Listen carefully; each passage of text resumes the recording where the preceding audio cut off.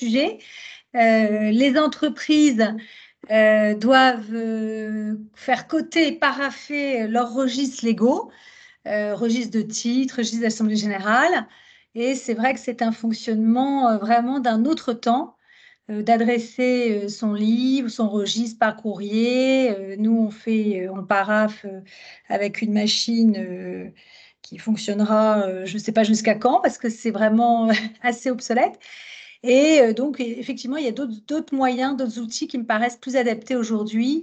La tenue donc des registres légaux de manière dématérialisée. Et donc, Infogreffe avec Axiocap vous propose ce service. Et donc, nous voulions vous le présenter, voilà, pour vos clients. Je vous laisse la main, Thomas. Oui, super. Merci beaucoup pour cette introduction. Moi, j'aimerais, avant de vous partager mon écran et de vous présenter un petit peu la solution, vous parler des trois principaux produits que l'on a sur l'application. Le premier produit s'appelle donc le module titre. Ce module est assez complet.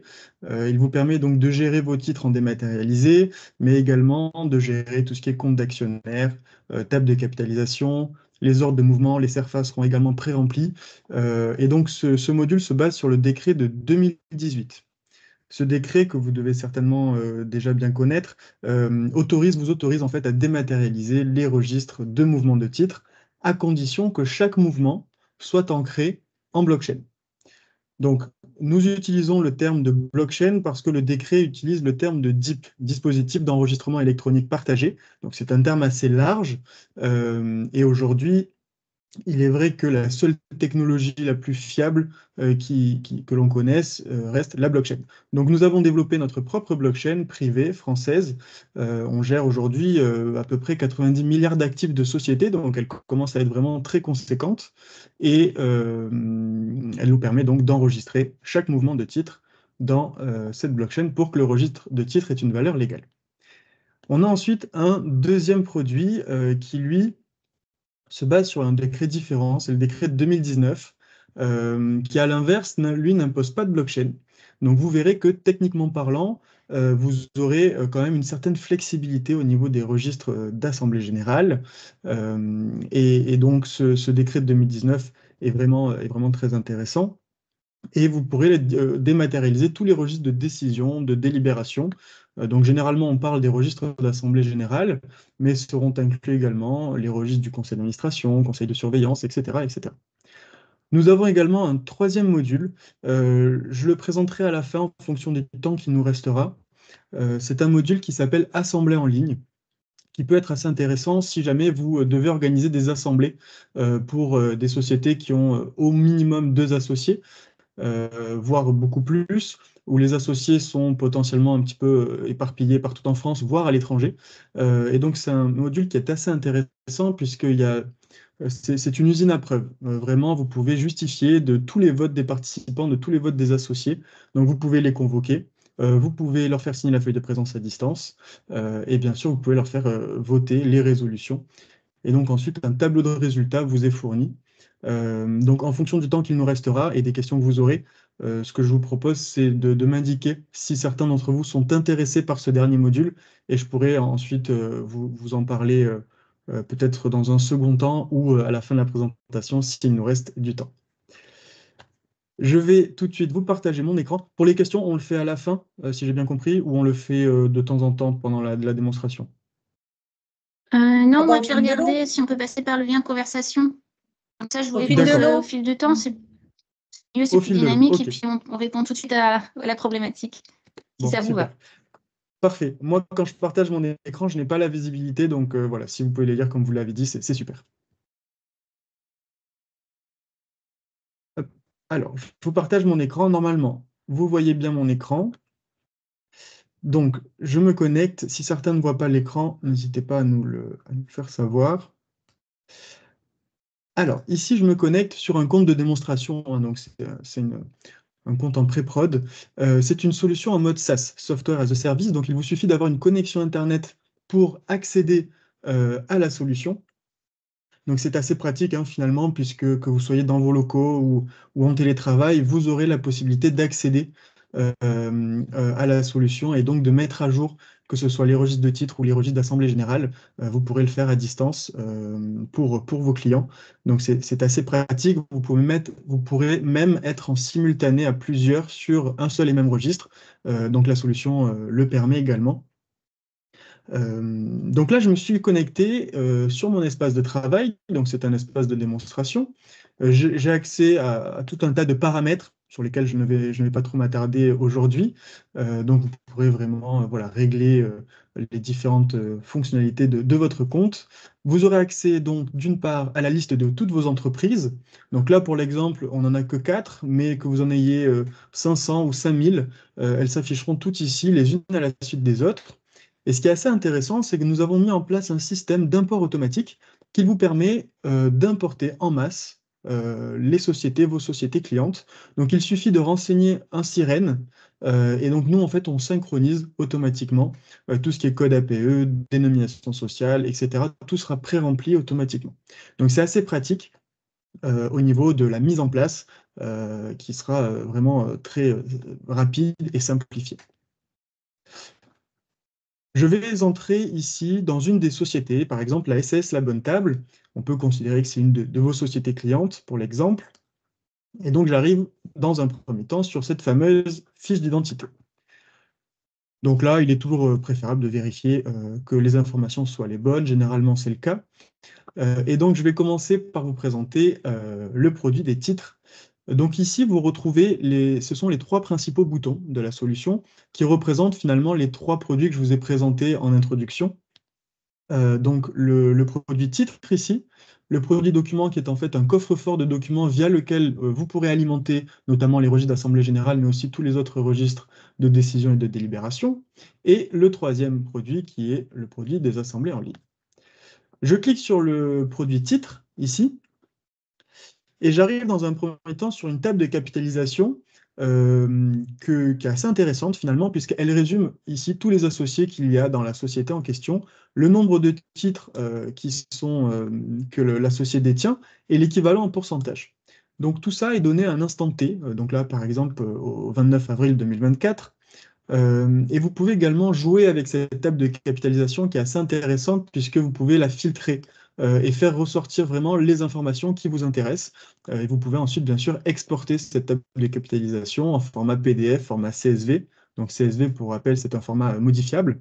Et le petit plus qu'il y a sur cette table de capitalisation, c'est que vous avez la possibilité, à condition de reprendre l'historique des mouvements de titres papier, par exemple, eh bien, vous aurez la possibilité de mettre à jour à une date antérieure. Par exemple, si vous avez besoin d'avoir l'actionnariat qu'il y avait en 2016, eh bien, vous pouvez mettre à jour la table de capitalisation à 2016, auquel cas, ça ressortira l'actionnariat à cette date-là, quasi instantanément. Donc ça, c'est assez intéressant pour la recherche d'informations. Alors, comment faire pour renseigner de nouveaux mouvements ? Eh bien, vous pouvez aller dans l'onglet ici Action, qui vous ressort un tableau qui résume en fait tous les mouvements qui ont été effectués dans la société dans laquelle nous sommes, toujours la SAS La Bonne Table. Comme vous pouvez le voir ici, vous avez 2 types de mouvements. Quand vous créez un mouvement, il se crée d'abord avec un cadenas rouge, c'est-à-dire que le mouvement est toujours sous format de brouillon. Que ce soit une cession, un nantissement, une augmentation de capital, peu importe, le mouvement sera sous format de brouillon. Pour vous donner une petite idée, une petite comparaison avec le papier, c'est comme si, ça doit vous parler pour ceux qui savent, qui ont déjà tenu des registres papier, ça revient finalement à écrire au crayon papier sur le registre papier. Et ici, c'est un petit peu la même idée. Tant que c'est au crayon papier, entre guillemets, vous avez la possibilité de modifier, etc. Et le jour où on souhaite vraiment figer l'information, on écrit au stylo bic. Dans ce cas-là, effectivement, l'information est figée. Ben là, c'est un petit peu la même idée. Tant que c'est sous format brouillon, l'information n'a pas de valeur juridique, mais elle est modifiable dans le temps. Et donc, l'idée ici, c'est de pouvoir compléter le mouvement et de le figer que quand vous avez vraiment besoin de figer l'information. Donc, finalement, cela revient à ancrer en blockchain le mouvement. Donc, comment faire pour ancrer le mouvement brouillon en blockchain? C'est très simple, il vous suffit de cliquer sur « Ancrer » ici. Ça ressort en fait tous les mouvements brouillons qui sont dans le tableau. Vous pouvez tous les sélectionner en masse et les ancrer en masse. Donc ça, c'est assez pratique, puisque ce qui est très important, c'est que ce n'est pas la date d'ancrage qui s'affichera sur le registre de mouvement de titre, mais c'est bien la date de valeur que vous aurez renseignée avant l'ancrage. Je m'explique. Ici, par exemple, si je rentre dans le mouvement qui est encore en brouillon, eh bien, j'ai la possibilité de modifier toutes les informations, mais surtout, j'ai la possibilité de modifier la date de valeur du mouvement. Tant que le mouvement n'est pas ancré, j'ai cette flexibilité-là. Le jour où je décide d'ancrer le mouvement, eh bien, comme par exemple le mouvement numéro 67 ici, si je clique dessus, je vois que je n'ai plus la possibilité de modifier la date de valeur. Donc, ce qui est fait de manière générale par les utilisateurs, c'est que les mouvements sont laissés en format brouillon pour éviter les erreurs, etc. Et finalement, ils sont ancrés en blockchain simplement le jour où ils ont vraiment besoin d'exporter le registre de mouvement de titre. Une fois que le mouvement est ancré en blockchain, eh bien, vous avez ici la preuve cryptographique qui est détaillée à cet endroit-là. Et donc, vous pouvez exporter une attestation de mouvement qui est souvent demandée par les banques, qui se présente comme ceci. Voilà, je vais la télécharger à cet endroit. Donc voilà une attestation de mouvement, un certificat d'ancrage qui reprend en fait toutes les informations du mouvement en question. Et ici, vous avez la preuve légale qui est détaillée à cet endroit-là. Ce document, après, vous pouvez bien sûr le partager à n'importe qui pour justifier de l'ancrage en blockchain du mouvement en question. Une fois que vous avez ancré tous les mouvements que vous souhaitiez, eh bien, vous allez pouvoir aller générer votre registre de mouvement de titre. Pour cela, il faut aller dans l'onglet Registre. Donc ici, vous pouvez modifier le titre du document, la date également, et ensuite, il vous suffit de cliquer sur Générer pour générer votre registre. Et donc, le registre se présente sous cette forme. Vous avez un document PDF avec ici un tableau qui reprend en fait tous les mouvements. Donc chaque ligne ici représente un mouvement, donc je zoome un petit peu. Donc vous avez ici le numéro du mouvement, la date de valeur du mouvement, donc là j'insiste bien, ce n'est pas la date d'ancrage, mais bien la date que vous avez renseignée avant l'ancrage.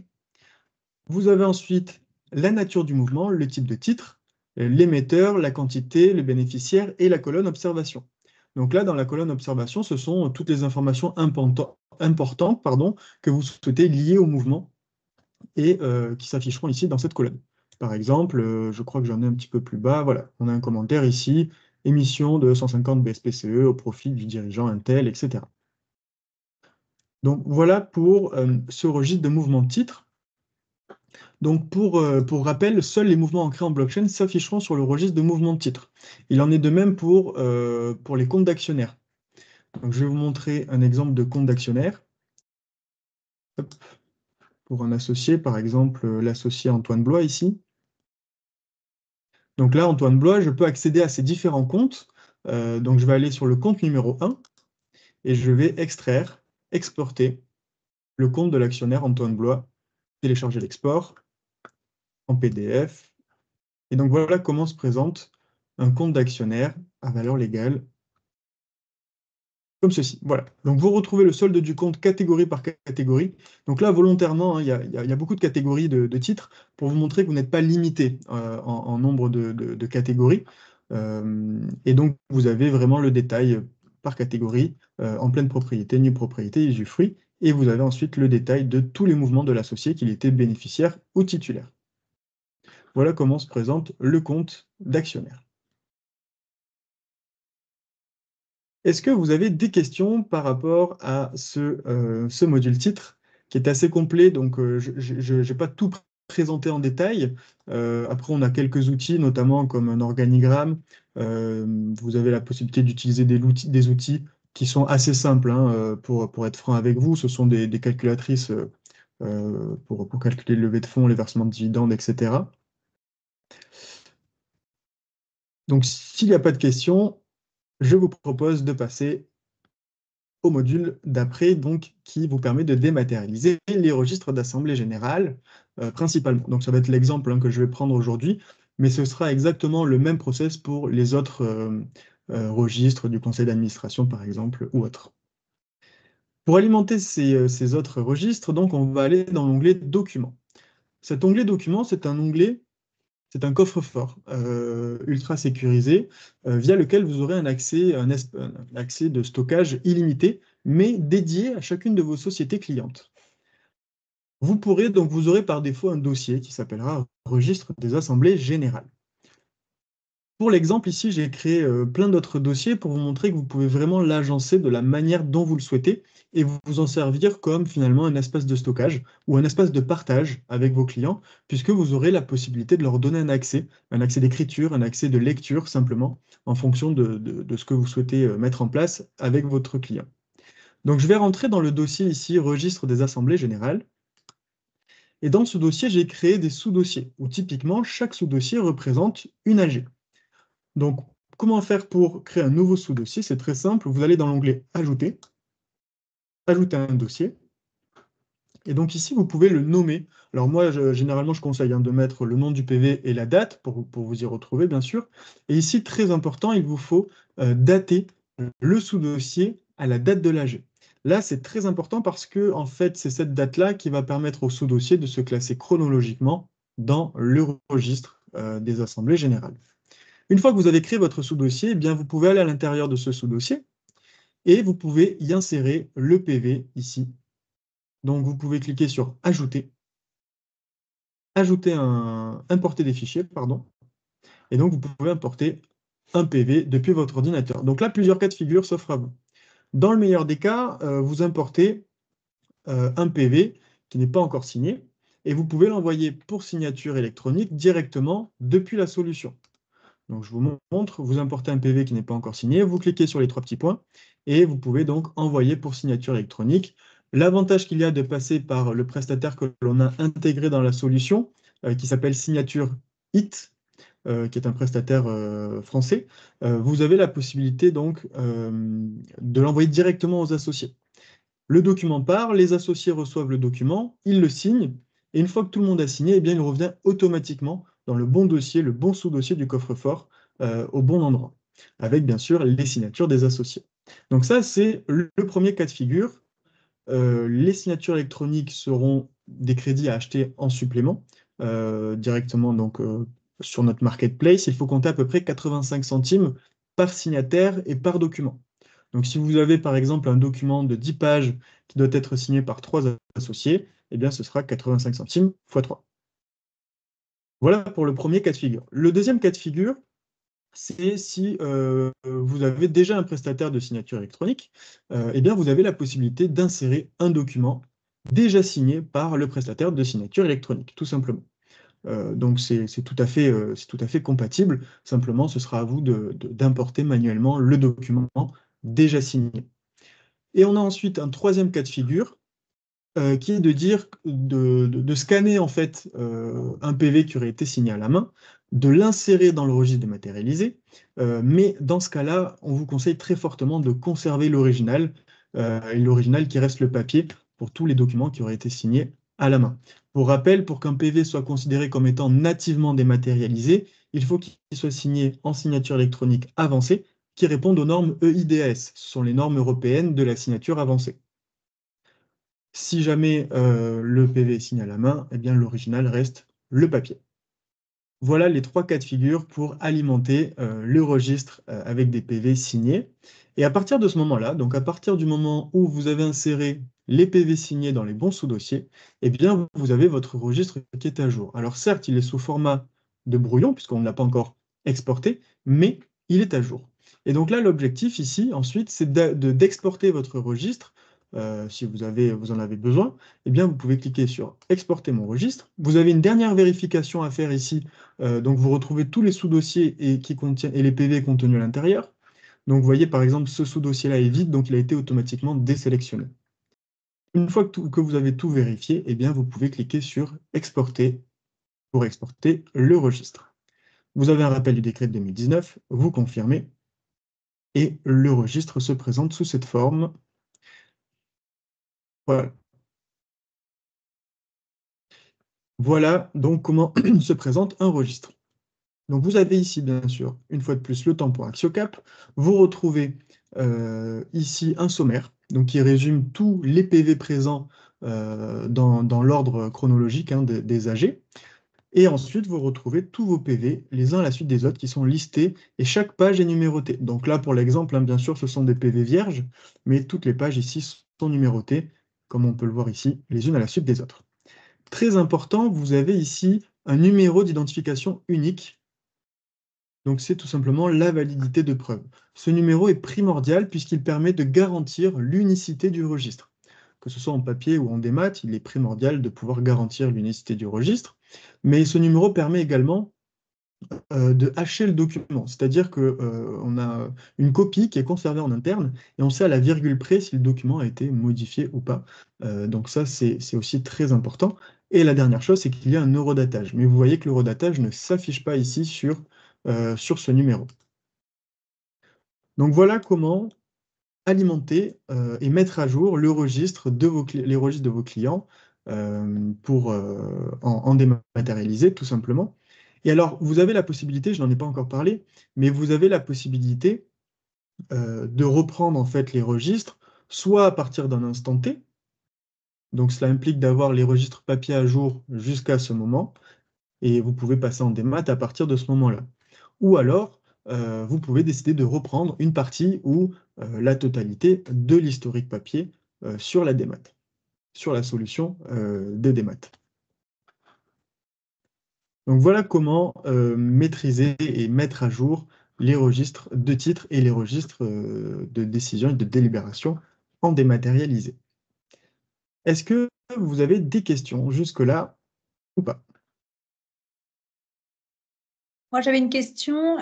Vous proposez effectivement de reprendre l'antériorité, donc ça peut être intéressant effectivement pour les entreprises. Je sais que ça fonctionne bien.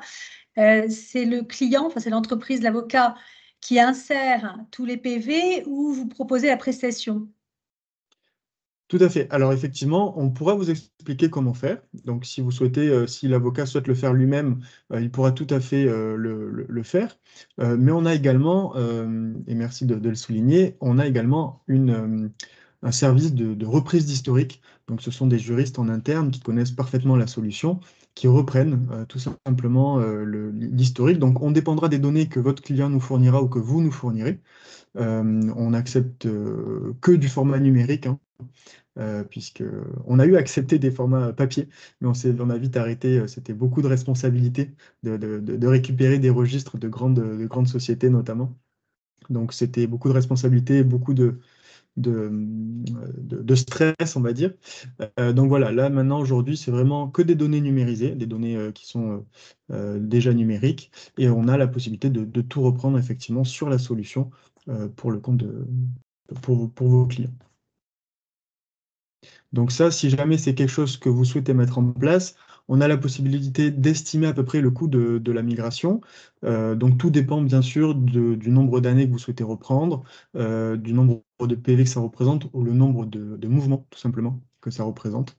Donc forcément, plus il y aura de mouvements, plus le temps sera important, le temps de reprise, et plus le coût de la migration sera important. Alors, une question complémentaire sur ce sujet de réintégrer en fait les documents qui ont déjà été rédigés et signés antérieurement, savoir si c'est possible de les classer de manière chronologique. Oui, tout à fait. Au niveau de la reprise? Oui. Oui, tout à fait. Bah, ce sera repris de manière chronologique, tout à fait, sur la solution. Après, on vous conseille quand même si on reprend l'historique, on vous conseille quand même de conserver le papier. Mais on pourra bien sûr le reprendre dans l'ordre chronologique des PV.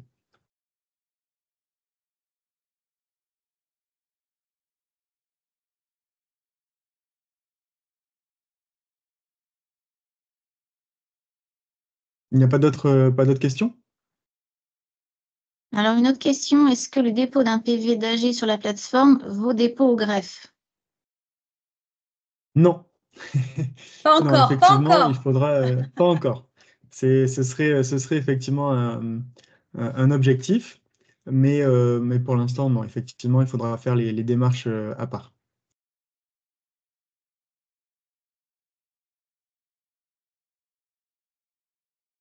Très bien. Alors, ce que je vous propose, comme il nous reste encore un petit peu de temps, Je vais vous présenter le dernier produit, assemblé en ligne. Bon, si vous avez des questions qui vous viennent entre-temps, hein, n'hésitez pas à les poser, bien évidemment.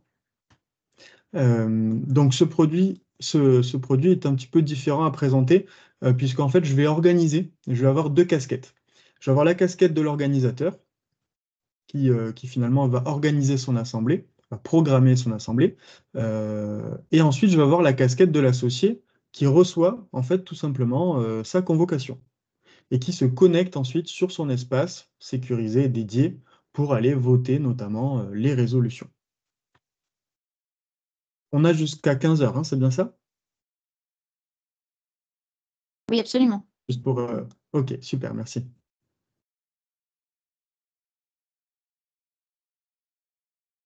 Alors, pour ce module assemblée, tout simplement, vous allez être guidé de A à Z hein, pour programmer et organiser votre assemblée. Donc, je vais vous montrer comment on procède.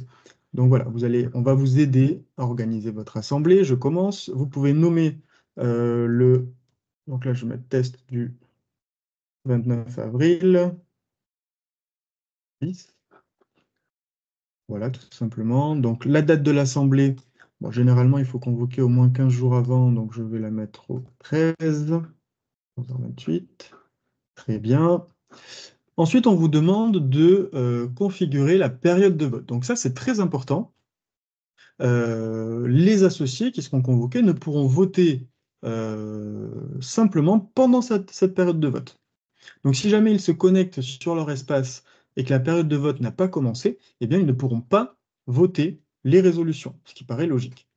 Si jamais les associés se connectent sur leur espace alors que la période de vote a commencé, eh bien on leur demandera de signer la feuille de présence obligatoirement pour pouvoir accéder au vote des résolutions. Ça, c'est très important. Donc c'est pour ça que généralement, on conseille de mettre une période de vote assez large pour laisser le temps aux associés de se connecter, mais vous pouvez très bien avoir le besoin de maîtriser la période de vote et le temps de vote des associés et indiquer la période de vote que le jour de l'AG de 10h à 11h, par exemple. Voilà, ça c'est tout à fait possible. On clique ensuite sur Suivant. Le lieu de l'assemblée, donc ça peut être un lieu physique. Si jamais vous souhaitez organiser une assemblée mixte, c'est possible, donc avec des personnes présentes physiquement et des personnes à distance, ce sera tout à fait possible. Simplement, il faudra que même les personnes présentes votent sur la solution. Nous ne pourrons pas faire des votes mixtes dans le sens où des personnes présentes voteront sur papier et ensuite leurs votes seront retranscrits dans la solution. Ça ne peut pas fonctionner. Il faut absolument que ce soit l'associé lui-même qui vote sur la solution. Donc, même s'il y a des personnes présentes, il faudra qu'elles aient accès soit via leur téléphone, soit via une tablette ou un ordinateur pour pouvoir voter les résolutions le jour de l'AG. Ensuite, vous pouvez mettre un lien de visioconférence, comme on l'a fait aujourd'hui, via Teams, via Google Meet, peu importe. Donc, vous pourrez le renseigner ici, et les associés auront accès à ce lien dans leur convocation ou dans leur espace sécurisé. Ici, il y a un premier choix que nous devons faire. Décider si le vote sera basé sur les titres ou si une vote sera égale à une personne sera égale à un vote, où les votes seront basés sur les sièges. Donc je vais faire une assemblée générale où les votes sont basés sur les titres, c'est un petit peu plus commun. Et là, on vous demande donc de définir comment sera calculé le quorum. Donc soit le quorum sera calculé en fonction du nombre de participants présents, ou alors en fonction du nombre de titres représentés. Généralement, les statuts demandent un quorum de minimum 50%. Mais bien sûr, vous pourrez mettre le pourcentage que vous souhaitez. Et donc là, on vous demande d'autoriser ou non certaines fonctionnalités, notamment comme la gestion des pouvoirs. Vous avez la possibilité, si jamais vous ne cochez pas cette case, vous aurez la possibilité de gérer en interne les pouvoirs. D'accord? Donc vous gérez les pouvoirs de votre côté et vous pourrez attribuer des représentants. Des personnes qui pourront représenter certains associés lors de l'AG, si jamais vous avez géré vos pouvoirs en interne. Si ce n'est pas le cas, eh bien, vous pourrez sélectionner cet onglet ici, et chaque associé aura la possibilité, si jamais il indique qu'il sera absent lors de l'AG, il aura la possibilité de donner pouvoir à une autre personne, auquel cas cette personne sera à son tour convoquée pour voter pendant la période de vote. Vous pouvez également rendre confidentielles les données des participants. Donc ça nous a été demandé assez souvent. Il en est de même pour les résultats des votes. Vous pouvez les rendre confidentiels. Bon, je vais les décocher. Et ensuite, vous pouvez autoriser les participants à utiliser vos crédits de signature électronique, notamment pour signer les documents directement sur la solution, comme par exemple le document de pouvoir. Ça évite de devoir imprimer la feuille, de la signer à la main et de la rescanner pour l'insérer dans la solution. Je clique sur suivant et on arrive donc presque déjà à la fin de la configuration et on me demande de choisir le mode d'envoi. Donc par défaut, vous aurez un mode d'envoi qui sera par email simple, qui sera gratuit et inclus dans le coût de la solution. Mais ce sont des emails quand même assez poussés dans le sens où vous saurez quand est-ce que l'associé a reçu le mail, quand est-ce qu'il l'a ouvert, vous aurez le détail de toutes ses réponses, il a répondu qu'il serait absent, présent, etc. Mais si jamais les statuts l'imposent, vous aurez la possibilité tout de même d'envoyer des lettres recommandées électroniques. Donc ça a exactement la même valeur juridique que la lettre recommandée papier. C'est à peu près le même coût. On passe par un prestataire qui s'appelle AR24, qui est un prestataire de la Poste. Certains d'entre vous doivent certainement les connaître. Et donc en fait, tout est configurable directement depuis la solution. Simplement, le premier envoi, si jamais vous n'avez jamais envoyé de lettres recommandées via ce prestataire, ils auront besoin de vous identifier une première fois. Donc là, c'est simplement, voilà, c'est une première identification à faire pour votre première utilisation. Après, bien sûr, vous n'aurez plus à le faire. Mais à vérifier, mais il me semble qu'avec la clé RPVA, vous n'avez même pas besoin de faire cette identification. Une fois que cela est fait, vous pouvez cliquer sur « Suivant ». Et donc, on vous laisse la possibilité d'importer des documents de convocation, bien sûr. Donc, vous pouvez aller chercher un document depuis votre ordinateur. Vous ne serez pas limité en nombre de... Donc, moi, je vais mettre un document au hasard, voilà. Vous ne serez pas limité en espace de stockage, donc vous pourrez vraiment mettre autant de documents que vous souhaitez. Je clique sur « Terminer ». Et donc là, on a terminé. On a terminé avec la configuration. Et on me demande à présent d'importer les participants. Donc là, plusieurs possibilités. Soit vous avez déjà utilisé la solution et donc le module titre, auquel cas tous les associés sont déjà dans la solution avec les droits de vote qu'ils possèdent, etc., etc. Donc la suite logique, ce serait qu'effectivement, tout ce que vous avez déjà rempli soit synchronisé automatiquement avec ce module-là. Donc c'est le cas. On a la possibilité d'aller importer tous les associés, leurs informations et leurs droits de vote directement depuis le module titre. Donc il suffit d'aller chercher depuis mon répertoire. Ou alors, si ce n'est pas le cas, vous avez la possibilité d'importer un document Excel. Donc là, on vous propose un modèle à compléter. Et grâce à ce modèle-là, vous pourrez importer en masse tous vos associés directement sur la solution. Le troisième cas de figure, c'est tout simplement d'importer les associés de manière manuelle. Donc vous cliquez sur « Ajouter un participant » et donc vous pouvez rentrer le nom, le prénom, l'email de l'associé et il vous faut renseigner bien sûr les droits de vote en pleine propriété, nue propriété ou usufruit. Vous pouvez également gérer les représentants. Donc si jamais vous avez, comme je vous l'ai dit tout à l'heure, vous avez géré les pouvoirs en interne, vous avez la possibilité ici de désigner un représentant qui pourra voter pour l'associé en question. Donc là, je vais supprimer cet associé et je vais aller les importer depuis le répertoire. Ce sera plus simple pour moi. Voilà, donc là, j'ai tous les associés déjà renseignés. Je vais en prendre un qui a mon adresse mail, comme ça, je pourrais vous faire un exemple. Voilà, j'en importe 3. Alors oui, bon, sur le compte de pré-prod, j'ai un tout petit décalage au niveau des noms. Rien de bien grave. Je vais juste le rectifier. Le compte de démonstration qui est un petit peu capricieux à ce niveau-là. Voilà, donc là, je valide. Vous pouvez bien sûr modifier, même si vous synchronisez avec le module titre, vous pouvez bien sûr modifier les informations, hein, que ce soit les adresses, les adresses mail, les droits de vote, etc. Je vais quand même désigner un représentant ici. Par exemple, Antoine Blois sera représenté par Nicolas Silo. Voilà. J'ai géré mes pouvoirs en interne, donc là, je décide de donner la possibilité à Nicolas Silo de voter pour Antoine Blois également. Je clique sur « Suivant ». Et donc là, j'arrive au niveau des résolutions. On a volontairement rendu chaque résolution indépendante. Donc, il vous faudra quand même compléter résolution par résolution. Donc, ça se fait assez rapidement, hein. Si jamais vous les avez rédigées de votre côté, il suffit de copier et coller la résolution. Vous ne pourrez pas le faire en un seul bloc, pardon, tout simplement parce que on nous a demandé assez souvent d'avoir la possibilité de refuser le vote à certains participants en fonction des résultats qu'il y a. Donc voilà, certaines résolutions peuvent ne pas être accessibles par certains associés, par exemple. Vous aurez la possibilité de gérer ça. Donc là, je vais compléter, je vais créer 2 résolutions pour l'exemple, donc désignation du président, par exemple. Voilà, donc là, je crée la première résolution.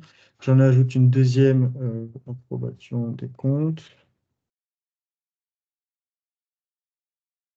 Voilà, je vais en créer 2, je pense que ça suffit pour l'exemple. Je termine. Et donc là, ça y est, on a fini d'organiser notre assemblée. Donc on va pouvoir aller convoquer les associés. Pour convoquer les associés, il faut aller dans l'onglet Convocation, Envoi.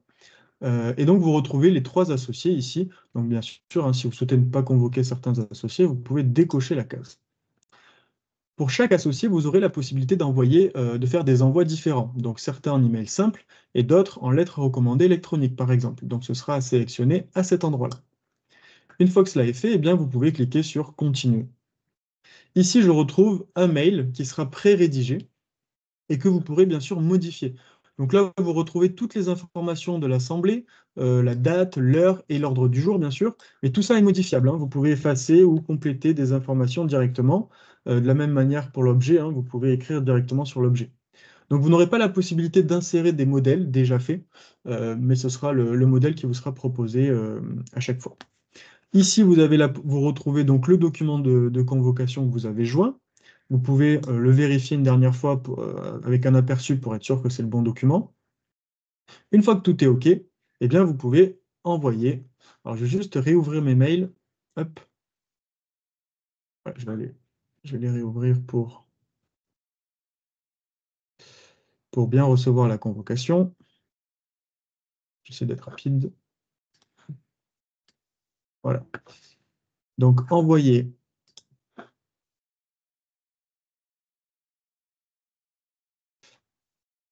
Voilà. Donc là, j'ai convoqué tous les associés. Et donc, j'ai un résumé de ces convocations. Donc, je vais normalement recevoir un mail de convocation. Donc ici, j'ai bien le détail. Voilà, il est arrivé ici. Donc, je clique sur le mail que j'ai reçu. Hop. Donc, voilà comment se présente le mail que va recevoir l'associé. Donc là, je change de casquette. Je prends la casquette de l'associé et je réponds donc au mail de convocation. Donc, ici, on retrouve le mail que l'on a rédigé ensemble avec l'ordre du jour. Et j'ai la possibilité ici d'accéder à mon espace dédié, donc d'accéder à tous les détails de l'assemblée.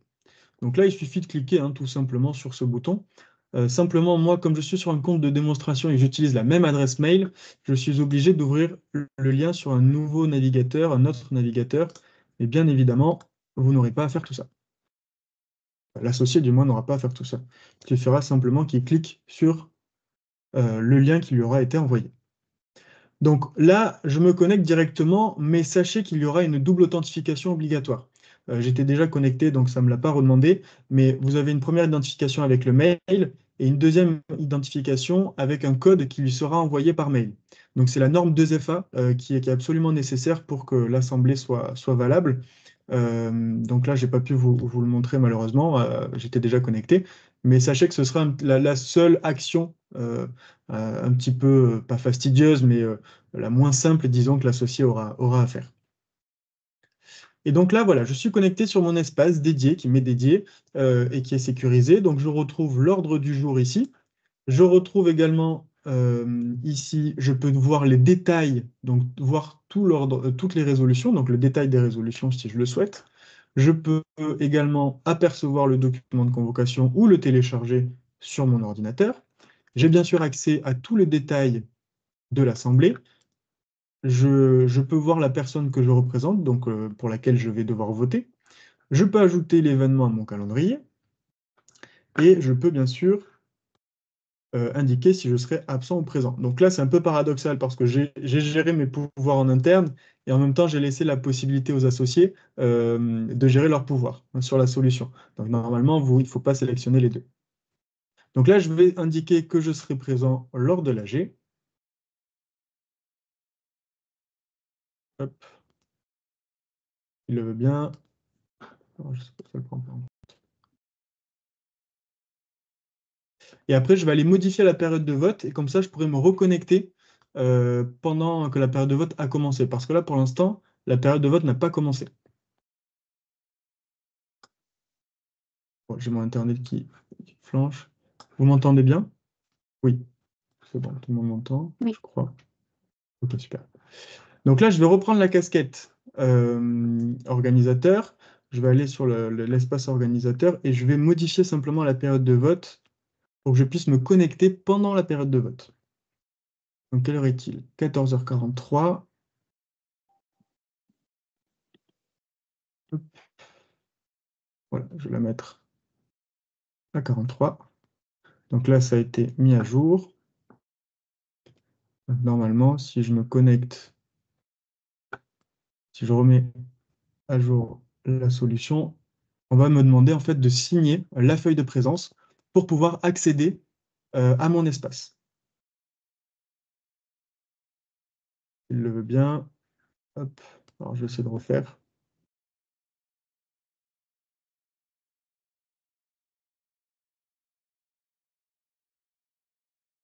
Il n'a pas l'air de vouloir.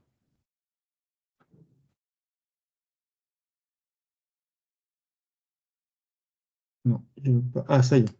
C'était juste un peu lent, excusez-moi. Donc là, comme la période de vote a commencé, eh bien, j'ai l'obligation de signer la feuille de présence pour accéder à mon espace et ensuite pouvoir aller voter les résolutions. Donc j'ai le nom, le prénom qui sont déjà pré-remplis. Je peux faire une petite signature directement, donc soit avec la souris, soit sur mon téléphone si jamais je décide d'accéder à mon espace via mon téléphone. Vous pouvez cliquer sur Continuer. Et donc là, la seule chose qui a changé, c'est que j'ai la possibilité de voter, puisque la période de vote a commencé. Vous avez bien compris. Je vais cliquer sur Voter. Et là, je retrouve en fait toutes les résolutions, avec bien sûr, je dois voter 2 fois à chaque fois, puisque je représente une personne. Donc pour la première résolution, Antoine Blois m'a indiqué qu'il souhaitait approuver celle-ci. Moi, je souhaite la refuser.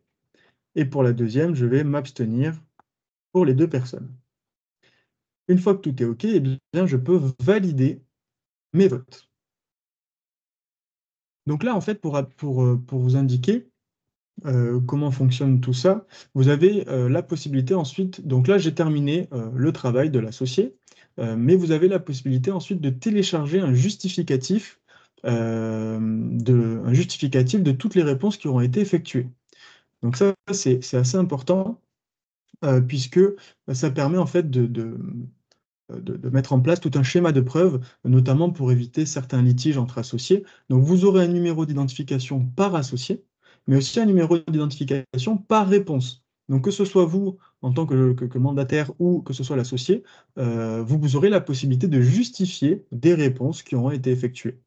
Donc un associé ne pourra plus dire qu'il a voté alors qu'il n'a pas voté, ou il ne pourra plus pas dire qu'il a voté alors qu'il n'a pas voté alors qu'il a voté, plutôt. Voilà, donc ça c'est très important. Vous aurez cette possibilité-là de justifier. Donc là, je peux quitter la partie associée, puisque l'associé a fait son travail. Donc là, je reprends la casquette du gestionnaire et je peux aller notamment dans l'onglet résolution. Et ici, vous voyez, je peux retrouver les participants qui ont voté. Donc pour l'instant, il n'y en a que 2 sur 3 qui ont voté. J'ai le détail du pourcentage de pour, de contre ou d'abstention pour chaque résolution, bien sûr. Et je peux donc, je sais qu'il y a un des participants qui n'a pas encore voté, donc je peux lui renvoyer un mail pour lui demander d'aller voter, lui faire un rappel si besoin.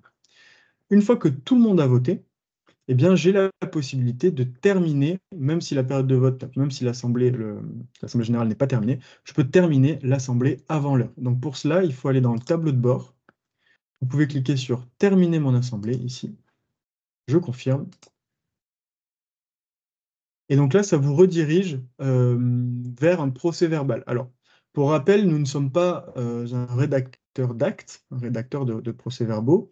Mais toutefois, il y a la base, disons, du procès-verbal qui est pré-rédigé avec toutes les informations de base de l'Assemblée, l'ordre du jour, le détail des résolutions, le nom de la société, etc., etc., et également la synthèse de résultats qui est indiquée ici. Alors, tout est modifiable ici, donc c'est un Word, hein, tout simplement, sauf bien sûr la synthèse de résultats qui, elle, n'est pas modifiable. Donc, vous avez la possibilité ensuite d'ajouter tout ce que vous souhaitez sur le PV. Vous pouvez bien sûr copier-coller des informations. Vous pouvez ensuite, sur les 3 petits points ici, hop, télécharger le document sur votre ordinateur. Vous pouvez également l'envoyer pour signature électronique, ou alors vous pouvez bien sûr l'envoyer dans le coffre-fort que je vous ai présenté tout à l'heure pour alimenter tout simplement le coffre-fort avec le PV que vous aurez rédigé pour alimenter donc le registre d'Assemblée générale. Voilà donc pour ce module. Une dernière chose qui est assez intéressante, c'est que vous aurez la possibilité d'exporter ici tous les résultats. Donc vous aurez sur un document tout simplement la synthèse de résultats, soit participant par participant, soit résolution par résolution, et vous aurez tous les détails et le pourcentage de vote pour chaque résolution. Voilà, donc nous avons fait à peu près le tour. Ça a été assez rapide puisque c'est un module qui est un petit peu long à présenter, donc j'ai essayé vraiment de tout vous montrer. J'espère que ce fut assez clair. Si jamais vous avez des questions, n'hésitez surtout pas, même si c'est des questions sur les titres ou les registres d'AG. Alors, c'est très clair, c'est assez bluffant, c'est vraiment bien fichu. J'avais une question avant de poser une question d'un confrère, mais j'ai pas voulu vous interrompre. Est-ce que les autres, les votants peuvent également accéder au vote parce que là, c'est nous qui avons préparé, qui avons l'accès justement à la synthèse avec qui a voté, quand, etc. Mais est-ce que c'est accessible pour les autres? Alors, il y a plusieurs sujets. En fait, soit, vous savez, quand on a organisé l'Assemblée, on a décidé de rendre confidentiel les votes entre associés. Donc dans ce cas-là, s'ils sont simplement votants, ils n'auront accès à aucune autre information. Si jamais vous n'avez pas coché cette case, ils pourront voir le vote des autres participants. Et le deuxième point, c'est que vous avez la possibilité d'inviter, si vous souhaitez, des personnes dans la solution. Donc, dans votre espace où vous avez organisé l'Assemblée. Donc, vous pouvez inviter des personnes simplement en droit de lecture, par exemple, auquel cas ils auront accès un petit peu aux coulisses de l'Assemblée, sans pouvoir pour autant modifier quoi que ce soit en droit de lecture. Après, vous pouvez aussi, pour X raisons, inviter des personnes en droit d'écriture et de lecture, auquel cas ils auront la possibilité, là, pour le coup, de modifier certaines informations. Est-ce que j'ai répondu à votre question? Oui, hein, c'était surtout un élément de preuve, en fait. Comment extraire un document, qu'on puisse communiquer à l'ensemble des votants pour qu'il n'y ait pas de difficulté sur qui a voté, quand, pas forcément qui, mais en tout cas, le nombre de voix. Alors, si jamais vous n'avez pas coché la case, vous pourrez donc tout le détail sera sur l'export ici. Je vais l'exporter et on va voir s'il y a assez de détails. Et comme j'ai coché la case, je pense que les détails vont être assez... Je le reçois par mail, en fait, l'export, donc ça peut prendre quelques secondes. Mais je vais vous montrer comment il se présente. Voilà, il est là. Chaque fois, j'ai mon mail qui se... Voilà, c'est ici. Donc ça, ce sera à chaque fois que vous ferez un export, vous aurez le détail des personnes qui ont voté et celles qui n'ont pas encore voté. Donc ça, par exemple, vous pouvez le partager si vous le souhaitez. Vous pouvez l'ajouter dans les pièces jointes, auquel cas chaque associé y aura accès via son espace dédié. Et ça, vous pouvez le faire au fil de l'eau pendant la période de vote, par exemple. Ça peut être une solution. C'est un PDF, hein, tout simplement, et que vous pouvez télécharger sur votre ordinateur. Alors, il y a 2 autres questions. Est-ce qu'il prévu un délai maximum à tenir entre la date du PV et la date de signature? Alors, bonne question. Ce que l'on indique généralement, ce que moi j'ai pour habitude d'indiquer, c'est que rien n'invalide une AG si le PV n'est pas signé le jour de l'AG. Donc ça, c'est important. Donc vous avez finalement la possibilité de le signer plus tard. Simplement, il faut que vous puissiez justifier de la présence des associés le jour de l'AG.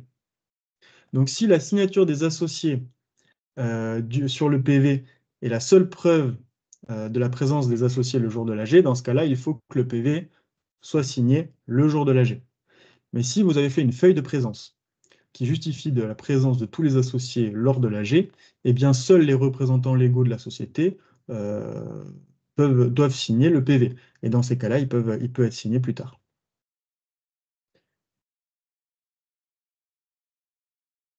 Je parle bien sûr sous la surveillance de tout le monde, hein. N'hésitez pas si certains ont des avis contraires à cela, mais en tout cas, voilà, c'est ce qu'on a l'habitude de dire, et c'est ce que font généralement les utilisateurs de la solution et de la signature électronique pour les PV.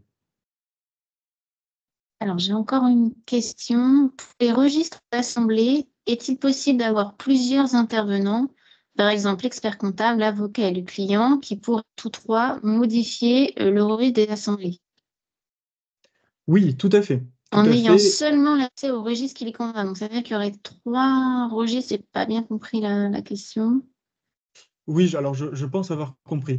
Effectivement, vous pouvez, si vous êtes un cabinet d'avocats et que vous gérez plusieurs dossiers, par exemple une centaine de sociétés, et que pour un seul dossier ou 2 dossiers, vous avez le même expert comptable, le même avocat, eh bien, vous pouvez en fait, pour chaque dossier, chaque société, inviter des personnes externes à la société. Auquel cas, elles n'auront accès que aux sociétés pour lesquelles pour laquelle vous l'aurez invité. Si vous les avez invités avec un droit de lecture, ils pourront simplement se connecter sur cette société et accéder au registre d'Assemblée générale avec un droit de lecture, donc ils ne pourront rien modifier. Si vous leur avez donné un droit d'écriture, dans ce cas-là, ils pourront modifier le registre de la société en question. Par contre, on ne peut pas aller plus loin. On ne peut pas pousser la segmentation, disons, à qu'un seul registre de cette société-là. Il aura accès à tous les registres de la société en question. J'espère que ça répond à votre question.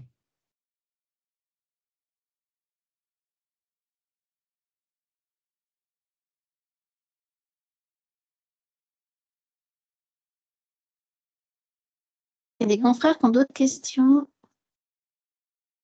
Alors, je peux couper mon partage et les lire, hein, si vous souhaitez.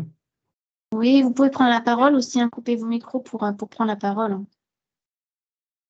Thomas, j'avais le souvenir, vous avez montré le mail de convocation à l'AG avec l'entête AxioCap Infogreffe. Je me souvenais qu'on pouvait vraiment paramétrer avec tous les codes couleurs de l'entreprise ou du cabinet, enfin, le logo du cabinet ou le logo de l'entreprise. Vous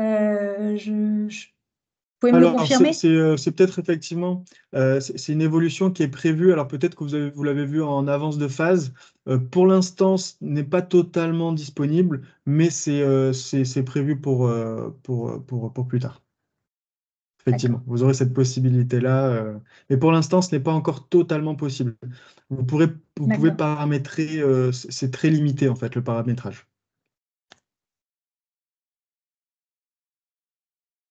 Alors, je vais ouvrir la conversation. Alors,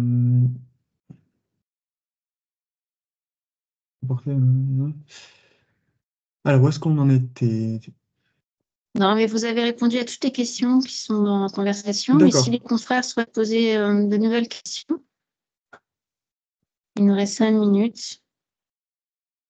Vous confirmez aussi qu'on peut tenir le registre unique du personnel, hein, ce n'est pas que le registre des assemblées. Oui, tout à fait. Alors pour le coup, effectivement, je ne l'ai pas précisé, mais ce sera un produit à part entière, le registre unique du personnel.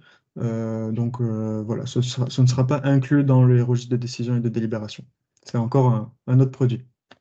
Mais effectivement, tout à fait. Merci de préciser.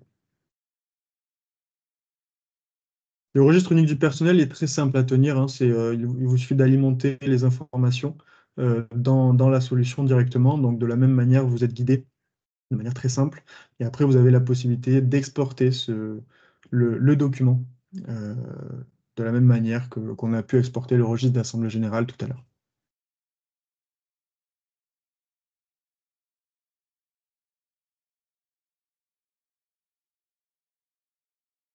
Très bien. Je vois qu'il n'y a pas plus de questions. N'hésitez pas à prendre la parole, à ouvrir le micro, parce que vous avez tous le micro coupé. Mais si jamais vous avez d'autres questions plus tard, ou si jamais vous souhaitez, bien sûr... Alors, je n'ai pas parlé des tarifs. Peut-être il faudrait en discuter. Je ne sais pas si c'est quelque chose dont je peux parler aujourd'hui, ou si ça doit venir Oui, plus tard. si, allez-y, Thomas. Ok, super. Donc en fait, ça va dépendre du nombre de sociétés que vous aurez en gestion sur AxioCap, mais également les produits que vous souhaiterez mettre en place. Donc ce sera un tarif par société et par produit. Je vous donne un exemple. Si vous avez une cinquantaine de sociétés en gestion, que vous souhaitez utiliser une cinquantaine de registres d'assemblée générale, par exemple, eh bien, vous aurez un tarif unitaire d'à peu près de 20 € par société et à l'année. Voilà, donc dans ces 20 €, vous aurez la possibilité de dématérialiser le registre d'assemblée générale, mais aussi un autre registre, comme le registre du conseil d'administration, par exemple. Vous aurez un accès illimité au coffre-fort, donc vous pourrez vous en servir comme un espace de stockage, et tout ça pour 20 € l'année. Si pour ces 50 sociétés, vous souhaitez également gérer les registres de mouvement de titres, eh bien, ce sera 20 € supplémentaires par société. Là, je vous ai pris l'exemple voilà, d'une cinquantaine de sociétés, mais bien, vous avez compris, si on en a plus, le coût unitaire sera inférieur, et si on en a moins, le coût unitaire sera supérieur. Le coût maximum sera de 59 € par société à l'année. Donc ça, c'est si vous avez qu'une seule société sur votre compte. Après, on a des services annexes, mais là, ce sera vraiment du cas par cas, notamment par rapport à la reprise historique. Il faudra qu'on essaie d'estimer le coût en fonction de la quantité qu'il y aurait potentiellement à reprendre. Si vous souhaitez une offre, une proposition par rapport à votre besoin précis, n'hésitez pas, je vais vous laisser mon mail dans la conversation. Donc vous pouvez m'envoyer, si vous avez des questions déjà, n'hésitez surtout pas à me contacter. Si vous souhaitez une proposition, moi je vous demanderai simplement de me détailler combien de sociétés vous souhaitez par produit. Et comme ça, je pourrais vous faire vraiment une proposition en fonction de vos besoins. Même refaire une présentation, hein, si certains ont beaucoup de questions et souhaitent revoir certains points sur la solution.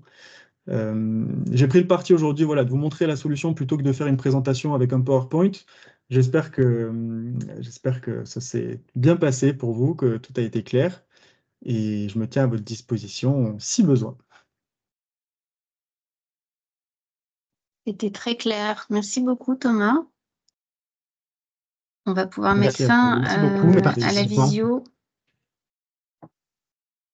Je vais arrêter l'enregistrement, remercier tous les participants, remercier Thomas, remercier Ludivine, Caroline et voilà, le greffe du tribunal de commerce et la commission entreprises et territoires pour l'organisation de ces CAP webinars. Et il est fort possible et même probable qu'on en organise d'autres d'ici la fin de l'année 2024. Voilà, merci à tous.